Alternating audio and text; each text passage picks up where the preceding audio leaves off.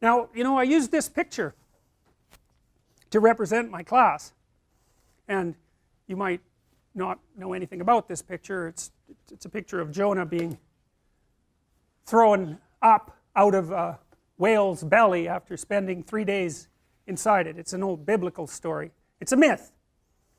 It's a fairy tale. That's one way of looking at it, and I don't mean that in a derogative manner. We know, for example, that some of the Grimm's brothers fairy tales are perhaps 15,000 years old. They've been traced way back. They're really, really old. And old stories are strange, and they're strange because, well, they've been told generation after generation after generation. And so you could imagine that something retold over such an expansive time has been reduced to its gist many, many times, and nothing that's in the story anymore is superfluous. It's all meaningful in some sense. It's sort of like a meta story. That's one way of thinking about it. Imagine that you took 100 books, 100 adventure books, and you had to extract out the central features of an adventure book. Now, it's hard to do that. It's like you're averaging across them or something like that, distilling them in some manner. Then you'd get a meta adventure, and it would be like a myth upon which all adventures are based. And this story is actually one of those stories, and I'm going to tell you what I think the story means. And I'm not saying that this is all it means, because most stories of this sort are in some sense inexhaustible, just like great works of art are inexhaustible. There's more information in them than you can possibly articulate. That's what makes them profound. That's why you go look at them, because otherwise someone could just tell you about the painting and that would be the end of that, but that doesn't work. So Jonah is being spit up by this whale, and of course on the face of it that's an impossibility, because, well, you can't live inside a whale. That's why it's impossible. Now, you may remember, and likely do, that you all know a story about someone who is inside a whale. That's Pinocchio, right? And you know, you go to that movie, maybe even as an adult, you watch that movie, and Geppetto's down there in the whale, in his little boat, you know, it's big cavernous inside. You don't really care that there's a bunch of things you don't care about. You don't care that those are drawings and not real people. You don't care about that. And you don't care that the inside of a whale isn't a cavern. And you don't care that Pinocchio's a puppet, for that matter. None of that matters to you at all, and that's because you're really strange creatures, and you don't even notice when you're doing something absolutely absurd, and that's one of those times when you are. But if someone taps you on the shoulder and says, you know, you're just watching drawings of a puppet, puppets can't really move autonomously, and now he's at the bottom of the ocean, you have no idea why, he's going to rescue his father, and you're just sitting there and you're okay with that, and you'll say, shut up, because I want to finish watching the movie. And so that's interesting, you see. That tells you something about your unconscious, if you're psychoanalytically minded, because you're doing something that you cannot account for. Now you might say, well, it's enjoyable. Well, that's deep, man. You're really going a long ways with that. The question is, A, why is it comprehensible? B, why is it enjoyable? C, just exactly what are you doing there? And you think that whatever you are doing there is so valuable that you'll actually pay to do it. Weird. Very, very weird. And you know, when you read about, let's say, the archaic rituals of tribal people, and you ask yourself, just what are they up to? You might think, well, they're up to the same thing that you're up to when you go see a movie. So, and then you might also notice that the most expensive artifacts, or among the most expensive artifacts that human beings create, are movies. They spend hundreds of millions of dollars on them. And we consider that a good deal. And you know, it drives our technology too, because the high-tech movies, like the Marvel movies that require so much computer animation, they actually drive the demand for high-end graphics chips. So our technological advance forward is actually motivated in part by our desire to represent things fictionally in ever more spectacular manner. So Jonah, well, let me tell you the story of Jonah, and I'll tell you why I'm going to tell you it. This is from Camille Paglia, who's a critic of the modern university and a very brilliant woman, I would say, very controversial, incredibly rapid speaker, and she can think so fast, it's just unbelievable. She's really fun to watch if you like that sort of thing. Vicious adversary in an argument. She says the number one problem in academia today is not ignorant students, but ignorant professors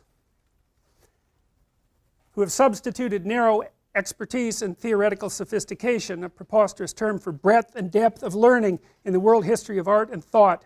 Art is a vast, interconnected web work, a fabricated tradition, and over-concentration on any one point is a distortion.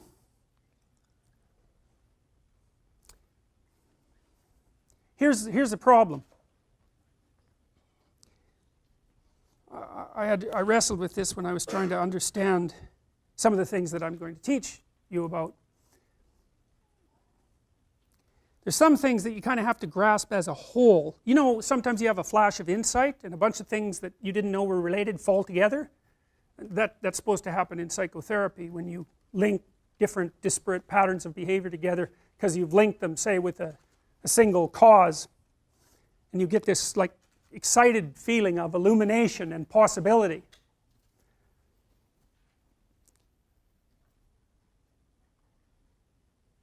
And there are forms of communication that require the simultaneous realization of a multitude of disparate phenomena. Like a movie can be like that. You know, you listen to a movie, you watch a movie, and then you don't know what the hell's going on, and then something happens near the end, and bang, everything clicks together. And it's because you've sort of seen the thing as a whole. And a lot of the things that a lot of the ways that we interact with the world that are mysterious are like that. And this is what Paglia is referring to, is that, and this is a psychoanalytic proposition, I would say, or a romantic proposition. The idea roughly is that way out in the periphery of reality are all those things that not only do you not know, but you don't even know you don't know, right? You're completely blind to their existence. And then there's unknown things that you have some suspicions about, and then there's unknown things that you can start to imagine and act out and dramatize. And so all of that is on the periphery of our knowledge. That's a psychoanalytic dictum. Where do thoughts come from? Well, partly they're nested in dreams.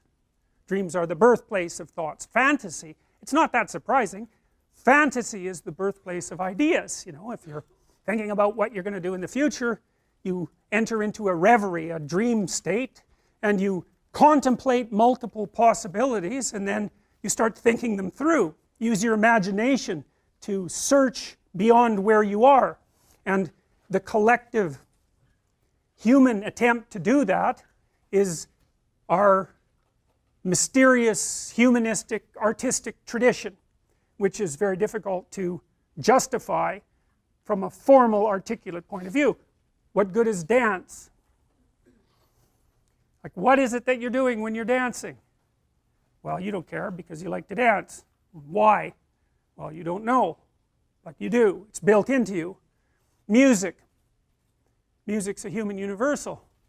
Cultures use music to organize themselves, right? They use music to catalyze their identities. They use music to unite around.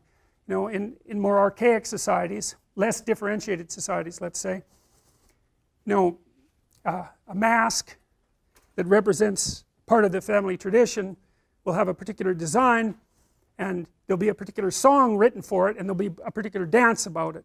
And the song and the dance are something like the symbolic representation of a mode of being in the world. Like maybe the mask is a wolf mask, and so you act out the wolf, and there's music that goes along with that. And you think, well, what are you doing when you're acting out the wolf? And part of that is, well, you're trying to understand wolves. You know, it's imitation in part, and you know, if you live in the natural world and if you hunt and if you're preyed upon, then understanding the things that you're hunting and preying upon is useful, and there's also perhaps useful things to learn from them. And so we play this strange symbolic game with the world, like children pretending. That's another way of thinking about it. And we do that to act out and to begin to understand things we don't understand, like how to act. That's, now for me, the most important question in life is not what the world is made of. And in fact, I would say that's a relatively new preoccupation of humankind. You know, we didn't really formalize, you could say that the ancient Greeks laid the groundwork for the emergence of an empirical science. And then it emerged more formally with Bacon and Descartes and Newton 500-600 years ago, not very long, like a blink of the eye in human terms. Before that, people were engineers, they could build things and so forth, but they didn't know how to, they weren't scientists. They didn't really conceptualize the world as an objective place. We do that automatically because science has seeped so far into our set of presuppositions. That doesn't make us good scientists, by the way, but it does make us believe that the fundamental reality of the world is an objective reality, and I'm not going to dispute that particularly, but leaves one set of questions unanswered, probably by its nature, because it wasn't designed to answer the question, and that question is, how should one conduct oneself in the world? And that's an important thing, since you're alive, and hypothetically you'd rather stay alive, and while you're alive you probably don't want to suffer any more than you have to, and no more stupidly than you have to, and it might also be good if some of the things that you wanted actually happened, and so you know you're motivated to know how to act, and people are always telling each other how to act. We're sending each other information all the time about how to act. We do that with the expressions on our face, and of course when we talk to people we always look at their face, and that's because their face tells you what they're up to. You know, if they're smiling and paying attention to you, well then you can assume that you're doing something right, and if they're looking annoyed or disgusted, that's a particularly bad one, then you might think, you might take a hint from that, especially if, you know, 3 or 4 people are doing it at the same time. And so we're reflecting some ideal to one another constantly, and the more attentive you are, the more likely you are to act in accordance with that ideal, and the more likely you are to move towards it. You may not even know what the ideal is in an articulated sense. In fact, you probably don't. You know, you could come up with well, you know, a good person is nice and friendly and, you know, cooperative, and yeah, you know, that's all just cliche. But you don't, you know, your conception might be very hollow. It's very likely that it's very hollow, even though you may be able to act in a very sophisticated manner. Alright, so anyways, this is a story. I'd say it's a meta story. It's what would happen if you collected a bunch of stories and then you extracted out a story from them. And it's sort of a story about destiny, and it's couched in a religious language, but that's okay because most of these distilled stories form the foundation of religious texts, and myths and stories are, as I said, part of the outer perimeter of our society. They have a coherent nature, and they form a foundation, and it's on that foundation that everything that you take for granted rests, even if you don't understand the foundation.